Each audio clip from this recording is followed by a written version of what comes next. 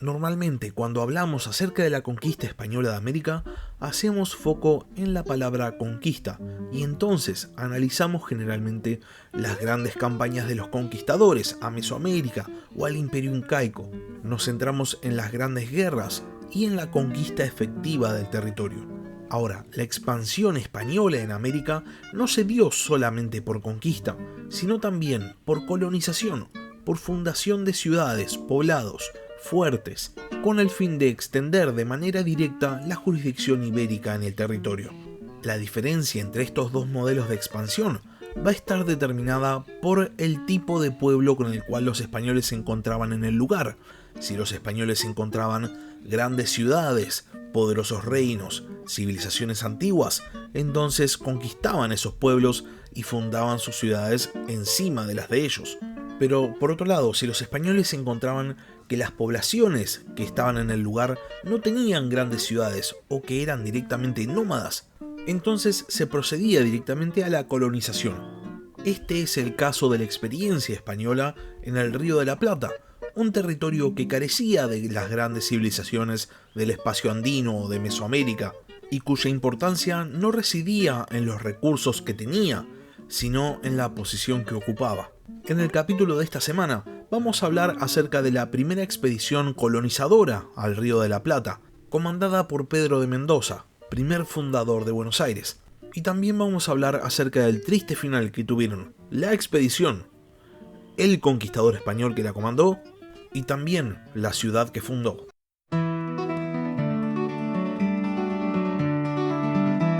Hola a todos, sean bienvenidos al podcast de historia La Barba Roja de Barba Roja.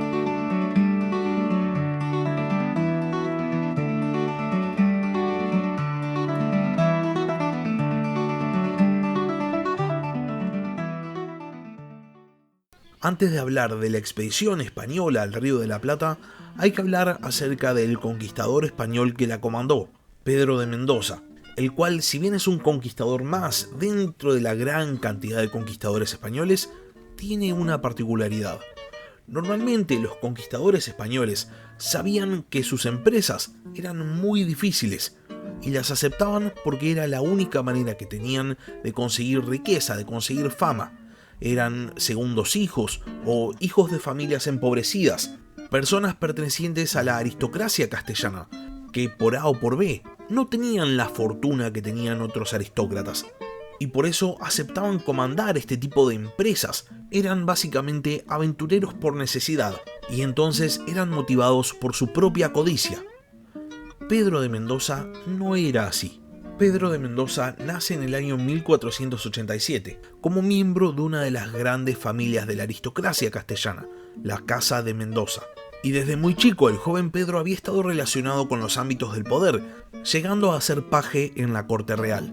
Mendoza, como tantos otros jóvenes aristócratas, se va a dedicar a la vida militar y va a participar en las guerras italianas, y destacándose especialmente en el saqueo de Roma del año 1527.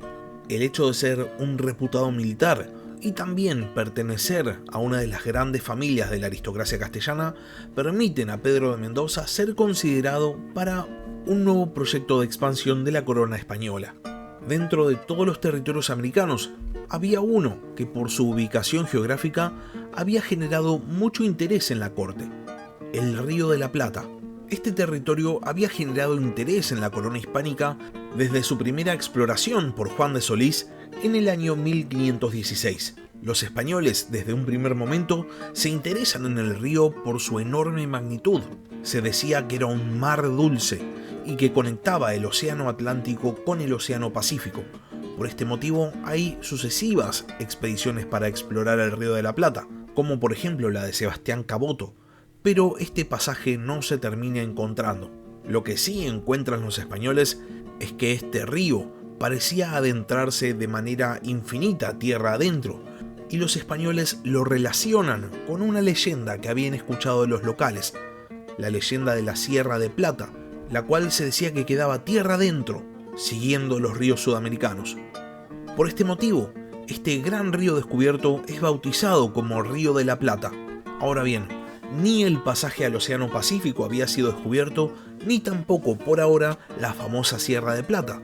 Sin embargo, el Río de la Plata sigue siendo muy importante para el proyecto de expansión español, por su ubicación geográfica, ya que una colonia estable española en el Río de la Plata podía cortar el avance portugués.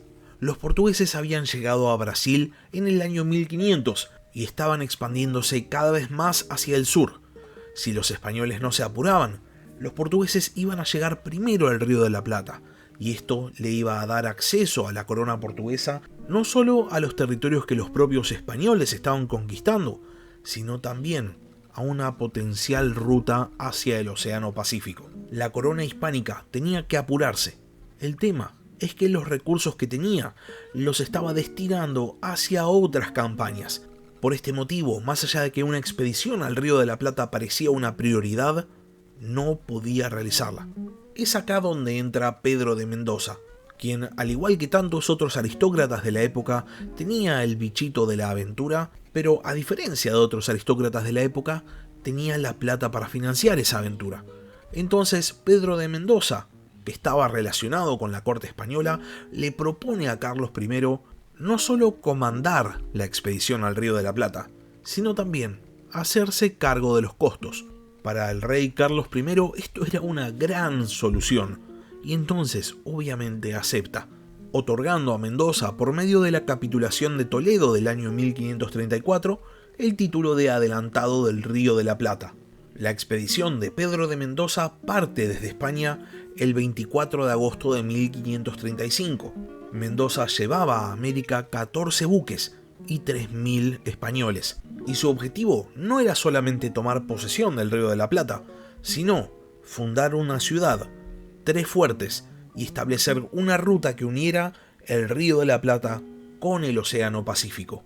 Si tenemos en cuenta las dimensiones de Argentina, vamos a ver que la empresa de Pedro de Mendoza, desde el vamos, era muy complicada. Construir un camino que fuese desde el Río de la Plata hasta la cordillera, cruzara la cordillera y llegase a la costa del Pacífico en Chile, era literalmente imposible. Sobre todo si tenemos en cuenta que en el camino se iba a encontrar con la poderosa cordillera de los Andes. Ahora bien, hacia fines del año 1535, cuando la flota de Mendoza estaba pasando frente a las costas de Brasil, se desata una tormenta, y entonces los expedicionarios van a tener que bajar a tierra. Es en este momento que Pedro de Mendoza cae gravemente enfermo, y a partir de esta enfermedad va a tener que delegar el mando de la expedición en diferentes figuras, las cuales van a ser más o menos competentes. A mediados de enero de 1536, la flota de Pedro de Mendoza entra al Río de la Plata. Los expedicionarios desembarcan en la isla San Gabriel, territorio del actual Uruguay. Desde ahí Pedro de Mendoza empieza a enviar exploradores hacia las dos márgenes del río, con el fin de encontrar un lugar adecuado para la fundación de una ciudad. En la orilla sur del río, los exploradores enviados por Pedro de Mendoza encuentran fuentes de agua potable, y entonces Mendoza ordena que se inicie la construcción de un poblado, un fuerte y un puerto. El 3 de febrero del año 1536, el nuevo poblado español es fundado oficialmente con el nombre de Santa María del Buen Aire, siendo obviamente la actual Buenos Aires. Desde el recién fundado poblado, Mendoza envía expediciones en todas las direcciones con el fin de encontrar víveres y suministros. Es así que los españoles se encuentran con indígenas del lugar, con los cuales intercambian objetos a cambio de un suministro de alimentos.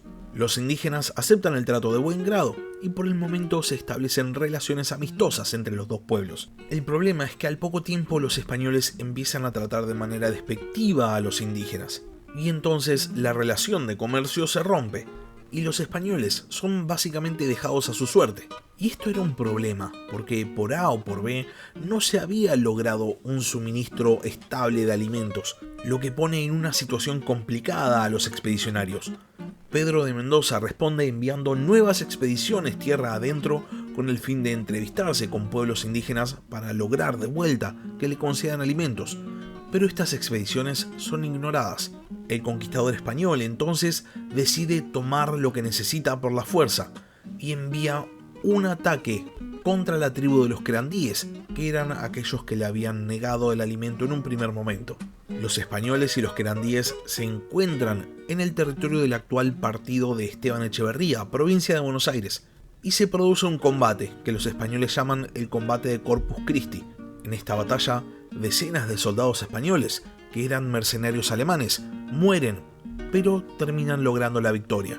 El resultado es que los querandíes se retiran del territorio y los españoles copan el lugar y logran hacerse con todos los suministros de la población indígena. La situación por ahora parecía controlada para los españoles, y esto le permite a Pedro de Mendoza organizar nuevas expediciones tierra adentro, que terminan con la fundación de un fuerte y un poblado en la actual provincia de Santa Fe.